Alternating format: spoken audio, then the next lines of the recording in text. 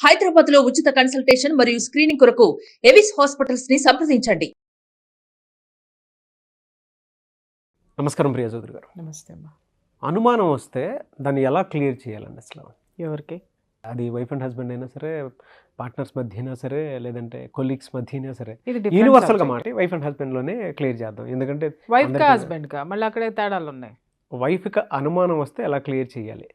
అనుమానం పడితేనా అనుమానం వస్తేనా? పెద్ద కథే. అనుమానం వస్తే అంటే అది నీ తప్పు, అనుమానం పడితే అంటే అది తన స్వభావంలో ఎక్కడో లోపం ఉందని. రెండు విషయాలు. అనుమానం రావడం అంటే ఏంటి? నువ్వు ఏదో ఆమెను స్కిప్ చేయటమో, ఆమె పట్ల కేరింగ్ పట్ల నువ్వు ఇంతకుముందు ఉన్నటువంటి ఆమె పట్ల ఉన్నటువంటి కేరింగ్ కానివ్వండి, ప్రేమ కానివ్వు, లేకపోతే ఇంకేదన్నా ఇంట్లో నువ్వు చూపించాల్సినటువంటి ఆ యొక్క ప్రజెన్సు, అవసరమైనప్పుడు నీ ప్రజెన్స్ లేకపోవడమో, మెల్లమెల్లగా దాన్ని తప్పించుకునేటటువంటి ప్రయత్నాలు చేయడమో, లేకపోతే తప్పించుకునే ధోరణిలో నువ్వు ఉన్నావు అనేటటువంటి తను పసిగట్టడమో, ఇలాంటివన్నీ కూడా అనుమానించడం.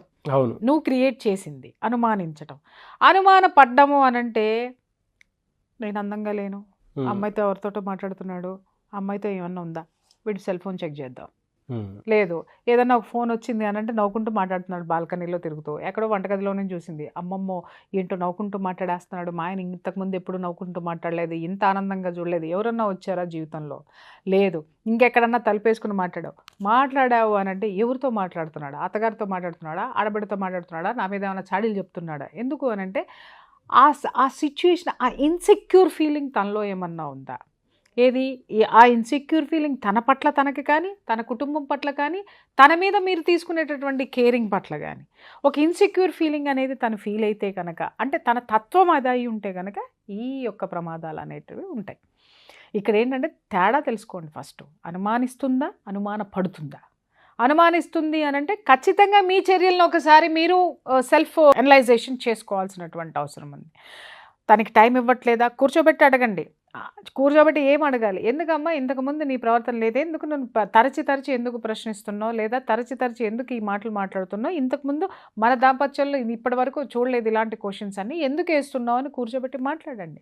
మాట్లాడితే అప్పుడు ఆవిడ చెప్పేటటువంటి సమాధానాలు బయటకు వస్తాయి. ఏంటి అంటే, నాకు తెలియకుండా నువ్వు ఫోన్ మాట్లాడుతున్నావు, నువ్వు నవ్వుతూ మాట్లాడుతున్నావు, అందుకని నేను ఇలా అనుకున్నాను, అలా అనుకున్నాను అని అందనుకోండి, ఖచ్చితంగా అది ఆమె తత్వం.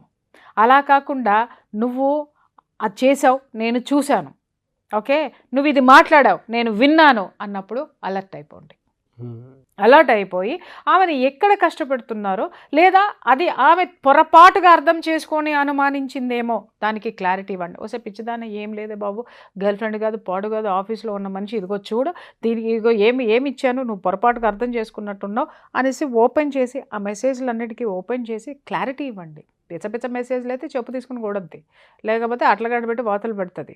కాబట్టి అలాంటివి పిచ్చి మెసేజ్లు, మీరు చూపించలేని ఏమన్నా దాచుకునేటటువంటి మెసేజ్లు ఉన్నాయి అని అంటే ఇమ్మీడియట్గా మీ యొక్క దాంపత్యాన్ని, బంధాన్ని సరి చేసుకునే ప్రయత్నంలో పడండి.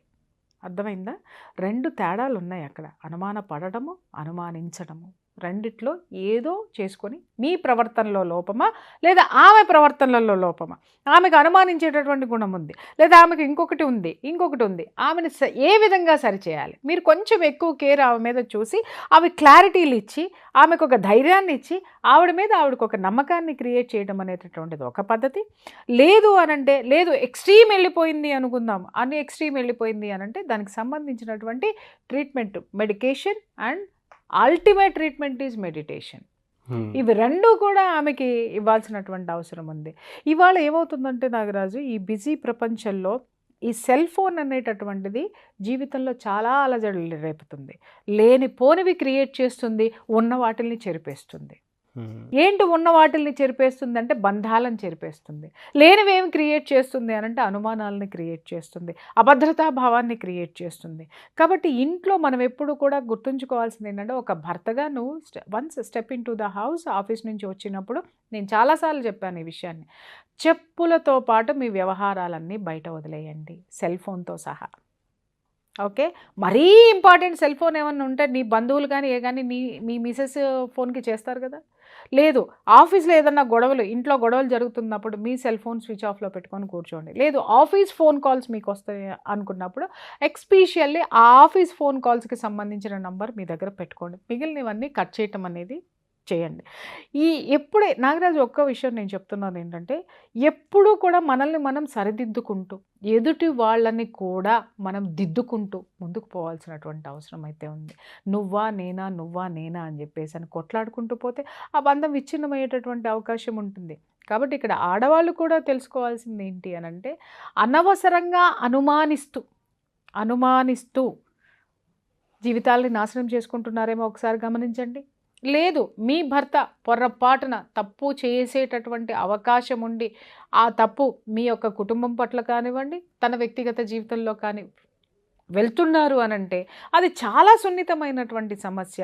మీరు దాని నుంచి అతన్ని మళ్ళీ మీరు వెనక్కి ఎలా తెచ్చుకోవాలనేటటువంటి ఆ యొక్క దీంట్లో ఆ ఆలోచనలో మీరు ఉండి ఆ పంథాలోకి వెళ్ళి వెనక్కి తెచ్చుకునే ప్రయత్నం చేయండి తప్ప ఈ అనుమానాల నేపథ్యాలు, ఆ భార్య అనుమానిస్తుందని భర్త 10 మంది దగ్గర వాపోవడము, అలాగే నా భర్త ఇలా చేస్తున్నాడు అని చెప్పి తనకి ఏదైతే అనుమానాలు క్రియేట్ అయినాయో వాటన్నిటినీ ప్రచారం చేసుకుంటూ తిరగడము అది ఇద్దరికీ కూడా మంచిది కాదు. వీళ్ళిద్దరి మధ్య పిల్లలు అనేటటువంటి వాళ్ళు ఒకళ్ళు ఉంటారు నాగరాజు. ఆ పిల్లలు చాలా నలిగిపోతూ ఉంటారు. నాన్న క్యారెక్టర్ కరెక్టా, అమ్మ క్యారెక్టర్ కరెక్టా? నాన్న అమ్మను విమర్శిస్తాడు ఎందుకంటే తన దొంగతనం బయటపడిపోయింది, లేదా తల్లిదండ్రులని అతను చూసే విధానంలో కానీ స్వేసవెత్తో స్వార్థం చూపించినా కూడా అమ్మ నాన్న క్యారెక్టర్ని అసాసినేట్ చేసేస్తాయి. ఇమ్మీడియట్గా నాన్న అహం దెబ్బతింటుంది. గర్ల్ ఫ్రెండ్ది చూసిందా మెసేజ్లు, లేకపోతే అక్కది చూసిందా, లేకపోతే అమ్మది చూసిందా, లేకపోతే ఇంకొకటి చూసిందా, ఈయన దొంగతనం బయటపడిపోతుంది. ఇక్కడ అమ్మ క్యారెక్టర్ని అసాసినేట్ చేయడం అనేది నా తండ్రి పిల్లల దగ్గరే మొదలు పెడతారు. వీళ్ళు ఇంకెక్కడ మొదలు పెట్టరు. మొట్టమొదట మొదలు పెట్టేది పిల్లల దగ్గర. ఆ పిల్లల జీవితాలు నాశనం అయిపోతాయి. ఇక్కడ తల్లిదండ్రులు ఎవరి కాళ్ళు ఏమనుకుంటారంటే నాగరాజు, నన్ను నేను కాపాడుకుంటున్నాను, పిల్లలకి ఎక్స్ప్లెయిన్ చేసి చెప్తున్నాను అనుకుంటారు. అది పిల్లలకి ఎక్స్ప్లెయిన్ చేయడం కాదు, పిండాకుడు కాదు, ఈ లోపల ఉన్న దుగ్ధంతా పిల్లల్ని పొల్యూట్ చేయడం అనమాట. అది వాళ్ళకి ఆ వయసుకి ఏం తెలుస్తుంది? సరే తండ్రి నిజంగానే క్యారెక్టర్ అనేది కరెక్ట్ కాదు అనుకున్నప్పుడు ఆ పిల్లలకి వయసు వచ్చే కొద్దీ వాళ్ళు తెలుసుకుంటారు. లేదు నువ్వు సరిపడలేదు, నీకు ఆ వాతావరణం ఇందాకే చెప్పా చక్కదిద్దుకునే ప్రయత్నంలోకి వెళ్ళమని చెప్పి. చక్కదిద్దుకునే ప్రయత్నంలోకి వెళ్ళినప్పుడు అసలు పిల్లలు అనే క్యారెక్టర్ల మధ్యలోకి రావు. ఏ మార్గాలు ఉన్నాయో తల్లిదండ్రులతోటి పంచాయతీలు పెట్టడమా, లేకపోతే ఇంకేదన్నా చేయటమా, ఫ్రెండ్స్ తోటి చెప్పించటమా, ఏదో ఒక బాధ్యతాయుతమైనటువంటి వ్యక్తిని, సమర్థుడైనటువంటి వ్యక్తుల్ని కూర్చోబెట్టి అది క్లియర్ చేసుకునేటటువంటి పనిలో ఉండాలి. ఈ పిల్లలకి ఏమాత్రం ఇలాంటి గాలి తగలకుండా ఉండాలి. లేదు భర్త మారడు, ఇలాగే ఉన్నాడు అనుకున్నప్పుడు ఆ పిల్లల్ని కూడా బాబు కొన్ని పరిస్థితుల వల్ల మేమిద్దరం విడిపోదలుచుకున్నాం కాబట్టి మీరు నాతోటే ఉండండి అని తండ్రో, నాతోటే ఉండండి అని తల్లో, వాళ్ళకి ఏమాత్రం బాధ కలిగించకుండా వాళ్ళని షేర్ చేసేసుకొని వాళ్ళ యొక్క జీవితంలో వాళ్ళకు ఒక మంచి జీవితాన్ని ఇవ్వడం అనేది పేరెంట్స్ బాధ్యతగా కూడా.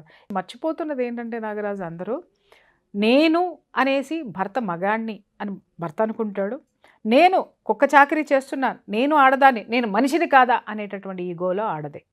మగాణ్ణి అనేటటువంటి ఈగోలో భర్త, నేను మనిషిని అనేటటువంటి ఈగోలో భార్య. వీళ్ళిద్దరూ కలిసి ఆ నేను అనేటటువంటి ఆ ఈగో చట్రంలో ఇమిడిపోయి వాళ్ళు దాంట్లో నుంచి రాలేక దాంట్లోనే తన్నుకొని చచ్చిపోయి దాంట్లోనే భ్రష్టత్వం పట్టేటటువంటి ఆలోచనలోనే ఎక్కువ ఈ తరం ఉన్నటువంటి ఈ జంటలు ఉంటున్నారు. కానీ అరే మనము నా సంసారము ఇక్కడ ముక్కలు చెక్కలవుతుంది, దీన్ని జాగ్రత్తగా కాపాడుకోవాలి అనేటటువంటి ఆలోచనలు ఇప్పుడున్నటువంటి తరంలో చాలా వరకు తగ్గినాయి. కాబట్టి అండర్స్టాండింగ్ అనేది మాత్రం చాలా అవసరం, నమ్మకము అనేది ఇంకా అవసరం. ఒకసారి నువ్వు భార్య మెడలో తాళి కట్టి ఇది నాది అనే కదా తెచ్చుకున్నావు నువ్వు, ఆ నాది అనుకున్నప్పుడు భార్య కూడా ఏమీ ఫీల్ అవ్వాలంటే అరే ఇతని తోటి నేను వెళ్తున్నాను అంటే నాది ఈ ఇల్లు అనేటటువంటిది అనుకుని ఒకరి కోసం ఒకరిని మన్నించుకుంటూ గౌరవించుకుంటూ ఉంటే ఇలాంటివి అసలు చోటే ఉండదు.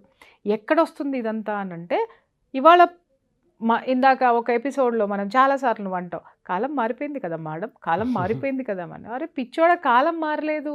మనం ఎలా ఉండాలనుకుంటున్నామో దానికి కాలాన్ని ఒకదాన్ని తీసుకొని వచ్చి దాన్ని మధ్యలో పెట్టుకునే సాక్ష్యంగా మనం ముందుకెళ్తున్నాం. మన ఇష్టం బలవంతంగా వచ్చినట్టు రుద్దపడుతున్నాం కదా. ఎస్, మన ఇష్టం వచ్చినట్టు బ్రతకడానికి కాలం అనేటటువంటి సపోర్ట్ తీసుకుంటున్నాం తప్ప ఇక్కడ ఏదీ మారలేదు. కాలం మారినప్పుడు నీకు 2 చేతులు రావాలి, నాకు 4 కాళ్ళు రావాలి, రాలేదే. అలాగే ఈర్ష్య, ద్వేష, అసూయ ప్లేస్లో ఆహా ఈ ప్రపంచం ఇది కదా, మందు కొట్టి పడుకోవాలి కదా అని అనాలి కదా, లేకపోతే అబ్బా వాడు కొన్ని కోట్లు సంపాదించాడు కదా, నా ఫ్రెండ్ కదా అని డాన్స్ వేయాలి కదా. అరే వాడిని ఎప్పుడు దించేయాలని వీడు చూస్తాడు, ఆయమ్మ పట్టు చీర కట్టుకుందంటే దాన్ని ఏం చేయాలని చూస్తుంది.